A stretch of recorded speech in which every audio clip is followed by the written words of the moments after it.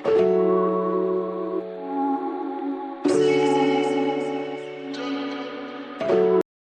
वालेकुम friends, welcome to telecommunication portal. और आज मैं आपसे पोस्ट स्वैप इश्यूज़ के बारे में कुछ डिस्कशन करनी है। जैसे कि ये सीरीज़ मैंने शुरू की हुई है पोस्ट स्वैप इश्यूज़ की। और जो मुख्तलिफ इश्यूज़ आ रहे हैं साइट्स पे, जिसमें RSRP है, RSSI है, तो ये भी एक इशू आता है। RTWP जो आपकी receive total wide band power है। और ये जो RTWP ये आपकी UMTS टेक्नोलॉजी में अपलिंक इंटरफेरेंस और टोटल नॉइज़ इंटरफेरेंस इसमें शामिल होती है आपकी। तो जिस वजह से इसे हम कहते हैं receive total wide band power. जितनी मतलब आपका एंटीना रिसीव कर रहा है पावर लॉस उसमें आ रहा है, उसको शामिल करके, और उसके बाद उसमें अपलिंक की नॉइज़ इंटरफेरेंस शामिल हो रही है। सपोज जैसे कि मैं कॉल करता हूँ तो सबसे पहले वो मेरा मोबाइल जितनी पावर से उसको ट्रांसमिट करेगा, ठीक है। तो जब तक वो एंटीना उसे रिसीव करेगा मेरे डाटा को, तो उसमें क्या होगा कि वो अपलिंक इंटरफेरेंस शामिल हो जाएगी, कुछ नॉइज़ उसमें शामिल हो जाएगी। अब वो कम्बिनेशन जब उसका होगा अपलिंक के साथ, तो वो क्या होगा, एक RTWP टोटल उसकी पावर होगी। और उसका एक थ्रेश होल्ड है -95 अगर है तो ठीक है, और -106 है तो वो भी ठीक है। -95 to 106 से ठीक है। -85 है, -70 है, तो यहाँ पे इशू है। अब ये किस इशू दो वजह से आता है। एक आता है ये हार्डवेयर की वजह से, एक आता है ये सॉफ्टवेयर की वजह से। सॉफ्टवेयर की वजह से जो इशू आता है उसमें जो आपकी BSC से कॉन्फ़िगरेशन मिसमैच कर जाती हैं अक्सर साइट की, जिसकी वजह से ये इशू आ जाता है। और दूसरा जो इसका इशू आता है हार्डवेयर का, वो आता है कंजेशन की वजह से आ जाता है। सपोज़ यूज़र्स उस एरिया में बहुत ज़्यादा बढ़ गए हैं और ट्रैफिक बहुत ज़्यादा हो गई है, तो आपको फिर ज़रूरत पड़ती है कि आप अपनी साइट का लोड जो है वो कहीं पे शिफ्ट करें, या तो एक और नया सेक्टर ऐड करें। अगर 3 सेक्टर हैं तो चौथा सेक्टर ऐड करें वहाँ पे। अगर वहाँ पे चौथे सेक्टर की गुंजाइश नहीं है तो फिर एक नई साइट आपको लगानी होगी। अब दूसरी चीज़ ये है कि हार्डवेयर में आप ये भी चेक करते हैं कहीं जंपर्स फाल्टी ना हो, कहीं एंटीना पोर्ट्स फाल्टी ना हो, जिसकी वजह से एंटीना उस पावर से सिग्नल को ट्रांसमिट नहीं कर पा रहा, तो उसमें लॉस आ रहा है। तो ये RTWP उस वजह से भी वीक होती है बाद दफ़ा। और RTWP को मॉनिटर करने का मकसद होता है कि आपको कॉल ड्रॉप्स रेशो पता लगे, इससे आप कॉल ड्रॉप्स रेशो को कंट्रोल करते हैं अपनी। दूसरी चीज़ ये है कि टेक्निकल बदमाशी को समझें। आजकल टेक्निकल बदमाशी बहुत ज़्यादा हो रही है। सपोज़ कि एक कंपनी है, वो एक एरिया में काम कर रही है, उसी एरिया में दूसरी कंपनी आ गई है, उन्होंने देखा कि यार यहाँ पे यूज़र ज़्यादा हैं, इनका बिज़नेस बहुत ज़्यादा चल रहा है, तो चलो कोई शरारत करते हैं। वो क्या करते हैं, वहाँ जाके सर्वे करते हैं और जाकर लोगों को कहते हैं कि हमने अपनी सर्विसेज यहाँ शुरू करनी है, उसके लिए हम टेस्टिंग के लिए आपके पास इक्विपमेंट लगाना चाह रहे हैं। उनके घरों की छतों पे वो क्या करते हैं, जैमर लगा देते हैं, जिसका लोगों को भी नहीं पता होता ये जैमर है। लोगों को यही कहते हैं ये बूस्टर है। अब वो जैमर क्या करता है कि वो इस तरह की फ्रिक्वेंसी सेंड करता है कि जिससे जो रेडियो फ्रिक्वेंसी है जो हमें साइट से मिल रही है, वो कैंसिल हो जाती है। सिग्नल ब्लॉकेज जैमर्स करते हैं। उससे क्या होता है, इनकी कॉल की सर्विसेज अफेक्ट होंगी, इनकी इंटरनेट की सर्विसेज अफेक्ट होंगी।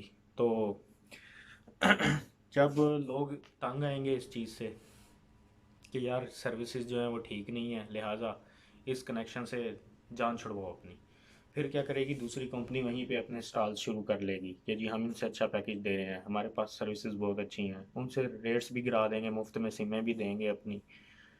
तो फिर दूसरा अपना बिजनेस इस तरह वो चलाते हैं।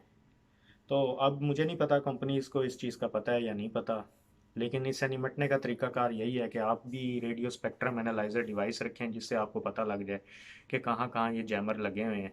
क्योंकि वो डिवाइस सारा ही डिटेक्ट कर लेती है एरिया को कि इस रेंज में कौन से इलीगल ट्रांसमीटर्स या जैमर्स काम कर रहे हैं, इसकी वजह से ये प्रॉब्लम आ रही है।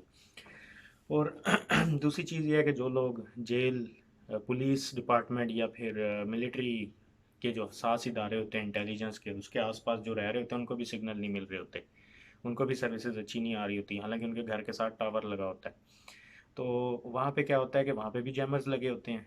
अब वहाँ सिक्योरिटी पर्पसेस की वजह से जैमर लगाया हुआ है, जहाँ पे इंजीनियर कुछ नहीं कर सकता, जाकर सर्विसेज को ठीक नहीं कर सकता। RTWP का इशू वो क्या कर लेगा वहाँ पे।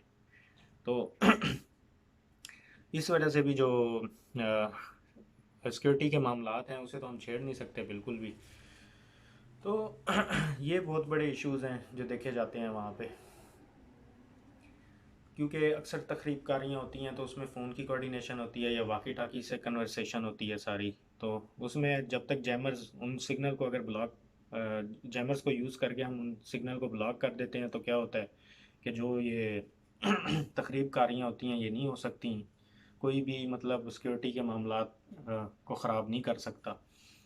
जब वो आपस में डिवाइसेस ही यूज़ नहीं करेंगे तो वो किस तरह मतलब हमारे इदारों को नुकसान पहुंचाएंगे। तो ये मेन बात होती है। अब दूसरी चीज़ ये है कि जो कंपनीज़ हैं वो इन मामलात पे ख़ास नज़र रखें कि आप 4-4 5-5 दिन तो इंजीनियर और 7 टेक्नीशियन भेज देते हैं लेकिन RTWP रिज़ॉल्व नहीं हो रही होती। तो आप लोगों को रेडियो स्पेक्ट्रम एनालाइज़र डिवाइस लाजमी रखनी चाहिए ताकि आपको पता हो कि वाकई इशू साइट पे है या फिर कहीं और है। तो ये टेक्निकल बदमाशी मैंने आपको बता दी है, कहाँ हो रही है कहाँ नहीं हो रही ये एरिया कोई स्पेसिफिक मैं बता नहीं सकता, ना ही मुझे पता है, लेकिन होता ज़रूर है।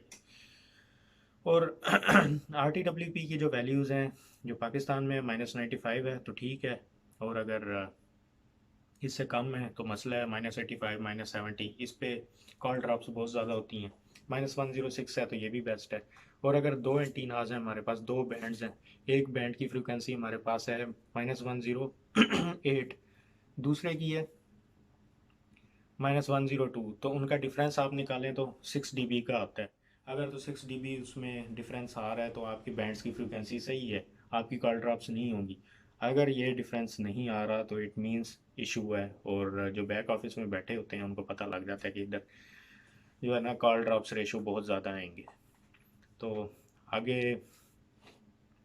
मैं थोड़ी और इसकी आपको डिटेल बताता हूँ, जैसे कि कंजेशन का मैंने बताया आपको कि बहुत ज़्यादा यूज़र्स जमा हो गए और वहाँ पर आपको ज़रूरत पड़ गई चौथा सेक्टर एक्सपेंशन की, नेटवर्क एक्सपेंशन की ज़रूरत पड़ जाएगी। तो अगर डाटा रेट्स की डिमांड हाई हो जाए यूज़र्स की वजह से, यूज़र्स बहुत ज़्यादा है, आबादी बहुत ज़्यादा है, हर बंदा इंटरनेट यूज़ कर रहा है, साफ ज़ाहिर है फिर आपको नेटवर्क एक्सपेंशन करने की ज़रूरत पड़ती है। तो चलते हैं बाकी डिटेल्स की तरफ।